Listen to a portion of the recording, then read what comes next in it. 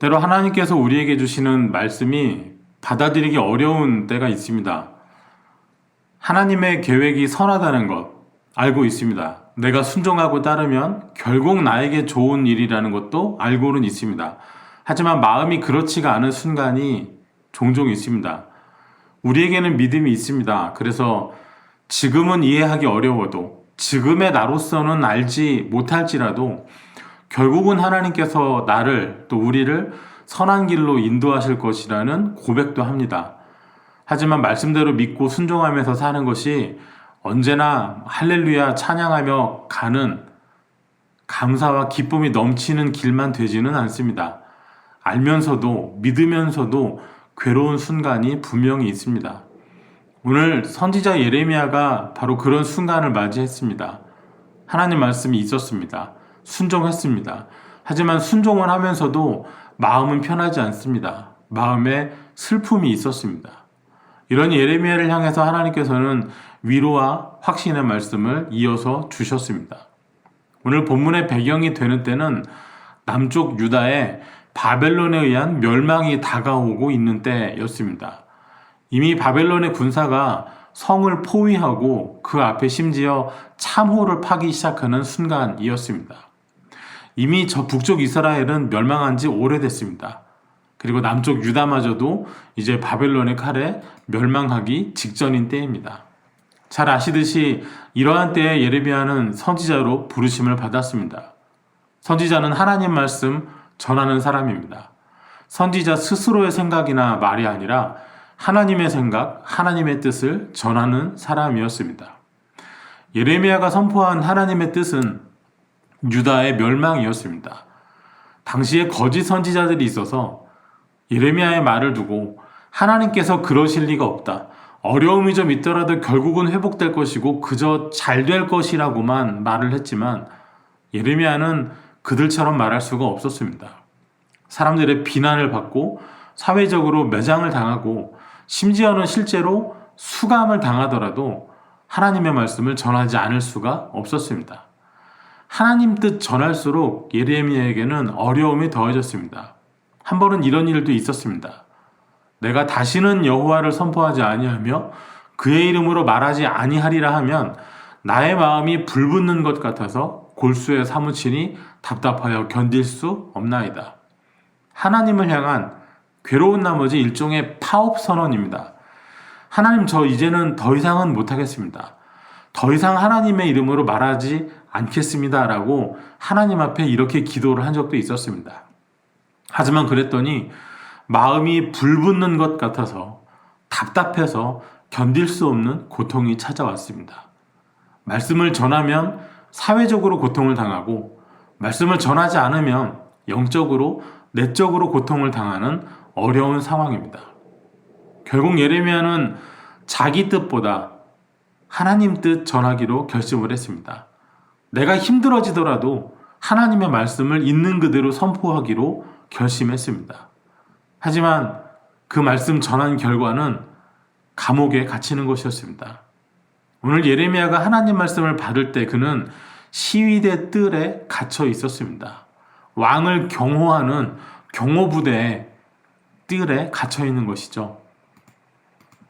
그때 바벨론 군대는 예루살렘을 에워싸고 선지자 예레미야는 유다의 왕의 궁중에 있는 시위대 뜰에 갇혔으니 왜 갇혀 있습니까? 예레미야가 한 예언 때문에, 그가 전한 하나님 말씀 때문에 갇혀 있습니다. 예레미야는 이렇게 전했습니다.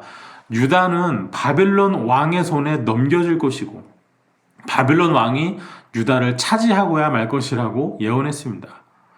유다의 왕 시드기야는 바벨론으로 끌려갈 것이고 결코 승리하지 못할 것이라고 하였습니다. 이 예언을 전해들은 유다 왕 시드기야가 기분이 좋을 리가 없습니다. 엄중한 하나님의 경고와 심판의 말씀을 받고 회개하는 시드기야가 더 이상 아니었습니다. 시드기야는 예레미야를 체포하고 가두어 버렸습니다.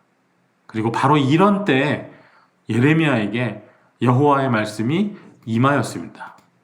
7절 말씀에 보라, 내 숙부 살룸의 아들 하나멜이 내게 와서 말하기를 너는 아나돗에 있는 내 밭을 사라. 이 기업을 물을 권리가 내게 있느니라 하리라 하시더니 하나님 말씀하십니다. 내 숙부의 아들 하나멜이 너를 찾아올 것이다. 너를 찾아와서 말하기를 밭을 사라고 하니라. 지금 왕의 심기를 거스려 갇혀있는 예레미야에게 면회를 올 거라는 말씀이죠. 면회를 온 하나멜이 예레미야를 찾아온 용건은 위로를 해준다거나 따뜻한 말을 해주러 도와주러 온 것이 아니라 자기가 가지고 있는 밭을 좀 사달라는 말을 하기 위해서라 하십니다. 이 말씀에 기업을 물을 권리가 나옵니다. 기업을 물은다는 것은 이런 것입니다. 레위기 25장에 기업 물을 자에 대한 말씀이 있습니다. 만일 내 형제가 가난하여 그의 기업 중에서 얼마를 팔았으면 그에게 가까운 기업 물을 자가 와서 그의 형제가 판 것을 물을 것이요. 만일 그것을 물을 사람이 없고 자기가 부유하게 되어 물을 힘이 있으면 그 판 해를 계수하여 그 남은 값을 산자에게 주고 자기의 소유지로 돌릴 것이니라. 그러나 자기가 물을 힘이 없으면 그 판 것이 희년에 이르기까지 그 산자의 손에 있다가 희년에 이르러 돌아올지니 그것이 곧 그의 기업으로 돌아갈 것이니라. 이 물은다는 표현이 조금은 낯설 수도 있겠습니다. 쉽게 생각하면요, 우리 아이들이 뭐 장난감 쓰다가 고장나면 물어내 그러잖아요. 예, 그 물어주는 겁니다. 기업을 물어주는, 기업 물을 자라는 용어인 것이죠. 출애굽을 하고 이스라엘 백성들이 가나안 땅에 들어가면서 이스라엘 사람들은 모든 지파가 땅을 분배받았습니다. 그러니까 이스라엘 사람들은 가나안 땅에서 지파별로 자기 땅 없는 사람이 없는 것이죠. 그런데 사람이 살다 보면 빚도 지고 돈도 필요하고 그러다 보면 땅을 팔아야 할 일이 생기게 됩니다.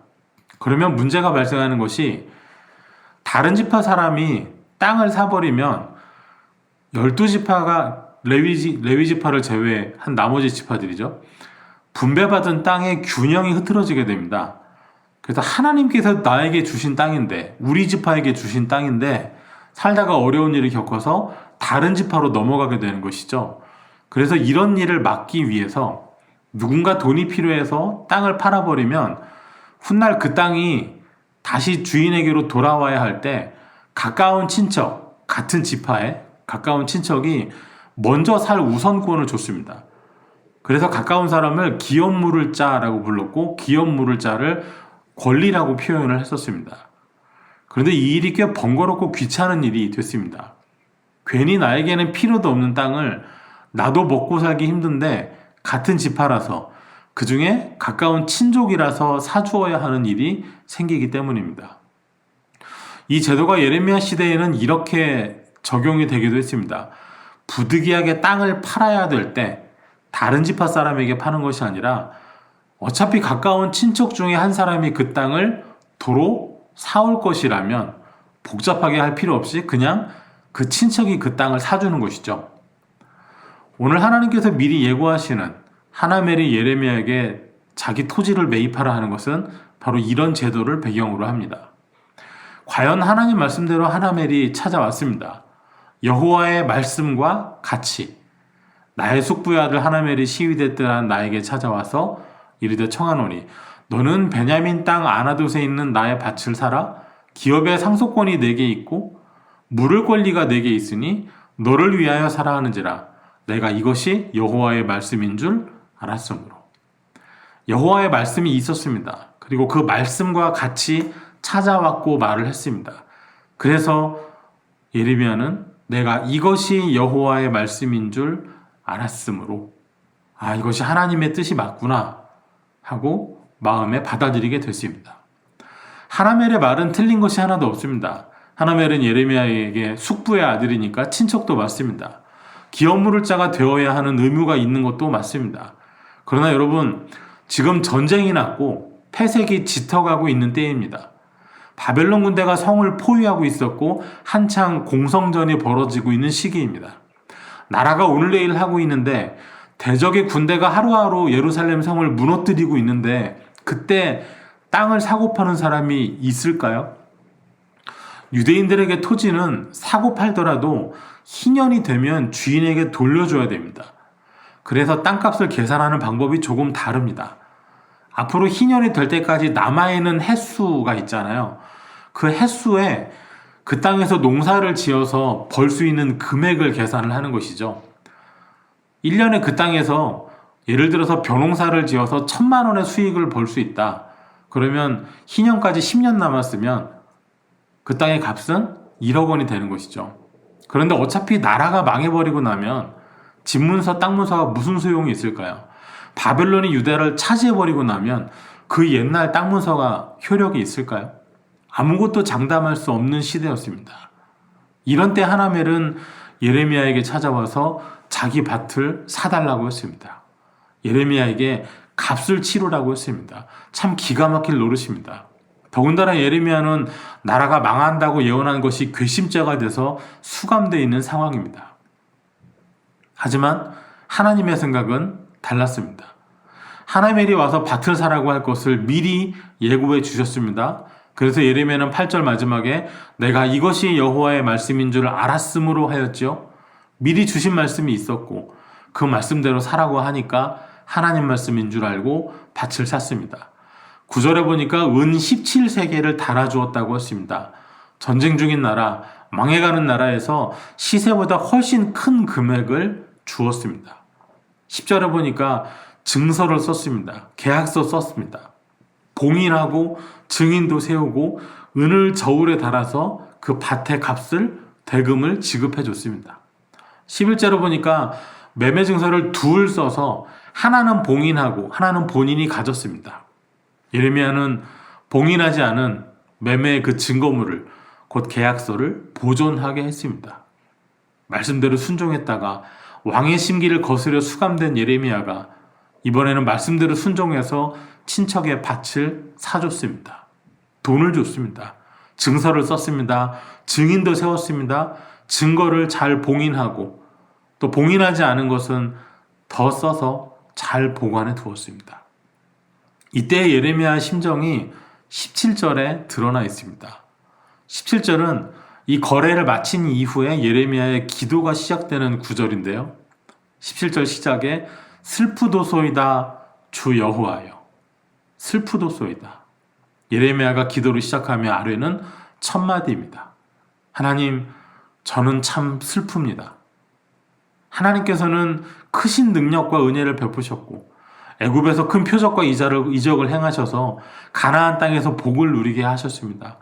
그러나 하나님 백성들은 그 많은 사랑에도 불구하고 순종하지 아니하고 따르지 아니하고 이제는 멸망을 눈앞에 두고 있습니다. 이런 기도를 예레미야가 하는데 그 첫 마디가 저는 슬픕니다.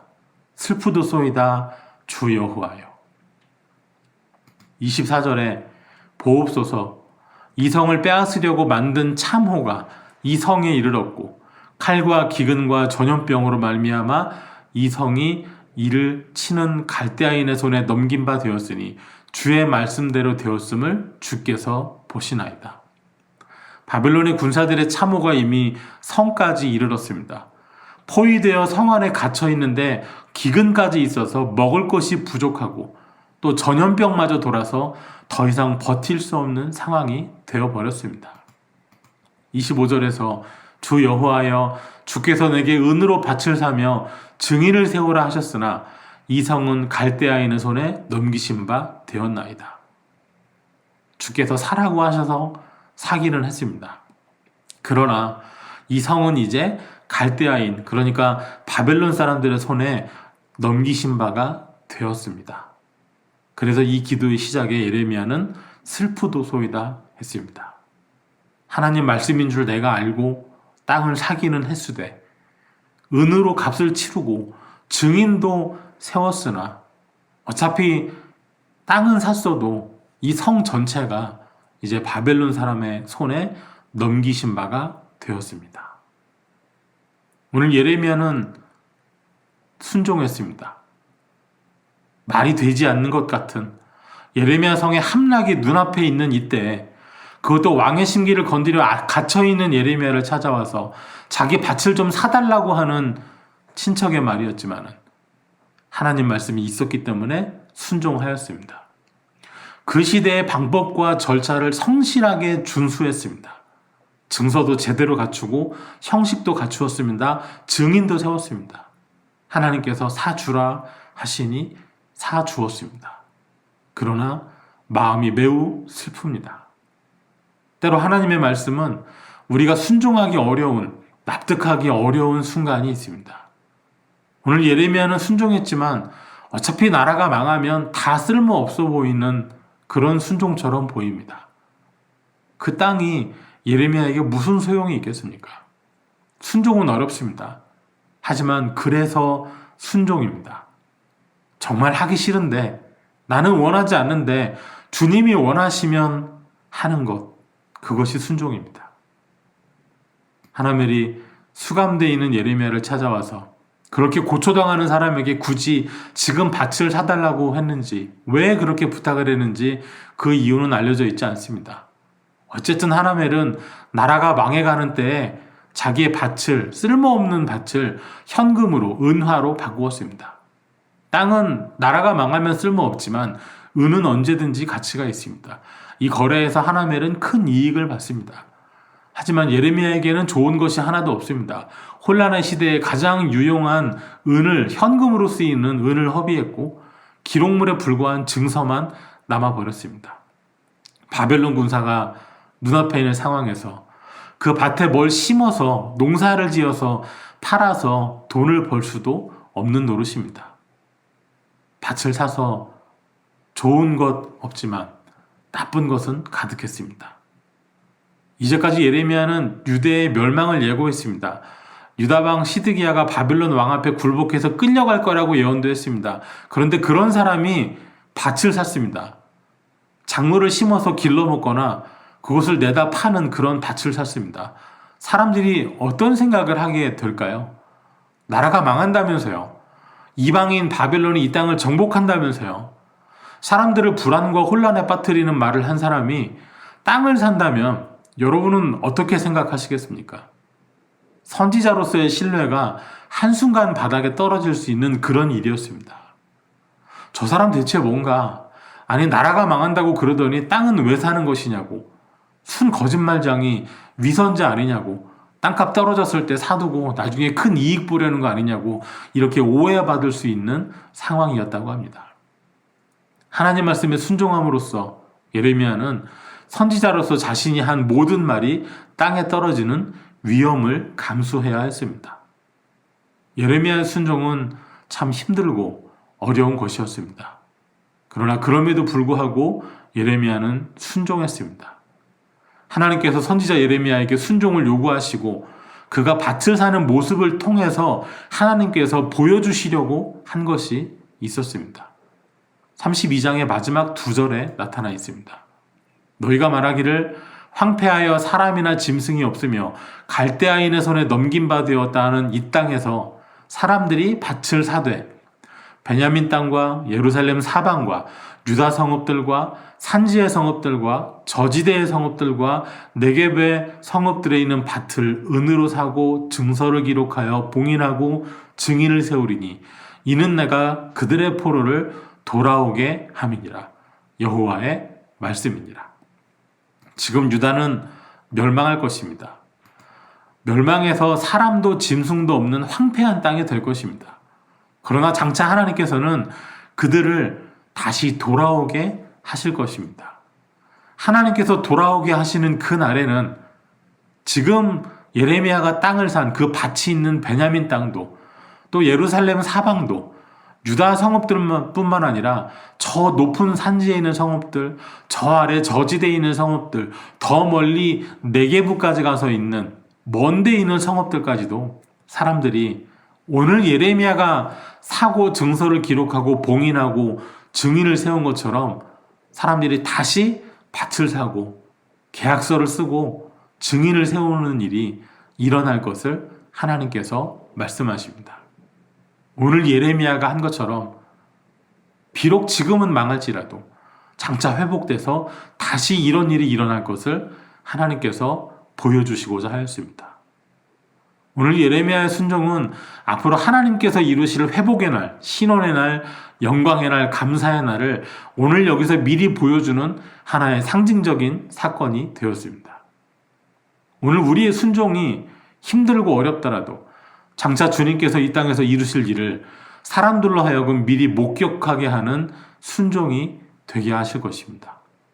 눈에 보이지 아니하는 주님 말씀에 순종함이, 마지막 심판의 날을 두려워하며 떨며 말씀에 순종함이, 저리로서 산자와 죽은 자를 심판하러 오시는 예수 그리스도 오시는 날을 오늘 여기 미리 보여주는 우리의 순종이 되게 하시기 바랍니다. 이해가 되지 않을 수도 있습니다. 때로는 정말 돌을 삼키듯이 억지로 해야 하는 때도 있겠습니다. 그러나 하나님 말씀하셨고 이루실 일이면 순종하면 좋겠습니다. 하나님께서 이루실 것입니다. 행할 수 없는 일을 명하시고 순종을 바라시는 하나님처럼 느껴질 때가 있습니다. 그러나 우리가 지금 이 자리에서 예배자가 되어 있는 곳은 누구도 행할 수 없는 사랑으로 십자가에서 죽으신 주님 사랑이 있었기 때문임을 기억하시기 바랍니다. 한 해를 마무리합니다. 코로나가 있어 어려운 상황 속에서 환경에 마음 빼앗기지 아니하고 한 걸음 한 걸음 우리에게 순종의 걸음을 요구하시는 주님 앞에 온전히 서시기 바랍니다. 그리하여 걸음마다 예비하신 은혜를 발견하고 또 충만히 누리는 저와 여러분 되시기를 주의 이름으로 축원합니다. 기도하겠습니다. 하나님 감사합니다. 오늘 나에게 순종함으로 주의 뜻 이루어짐을 보게 하여 주시옵소서. 오늘 우리의 순종이 힘들고 어렵고 때로는 부당해 보이기까지 할지라도 하나님의 계획이 여기 있음을 알 때 기꺼이 순종하고 따라서 나의 삶의 자리에 주님의 뜻이 이루어지는 것을 보게 하여 주시옵소서. 예수님 이름으로 기도하옵나이다. 아멘.